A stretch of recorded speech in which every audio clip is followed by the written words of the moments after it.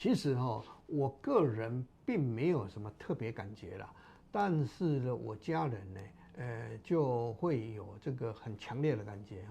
那以前呢，我只知道说我睡觉的时候会打呼。那据我妈妈她跟我讲，因为我父亲他也会打呼，我妈妈呢有时候就会抱怨，就是说如果是我跟我父亲同时间在睡觉的时候呢，他就会觉得好像是那种立体音响的那种效果。那这个是我就知道说，我的这个鼾声很大声那另外呢，我在念书的时候呢，在那个宿舍里面呢，也同事呢也会讲说，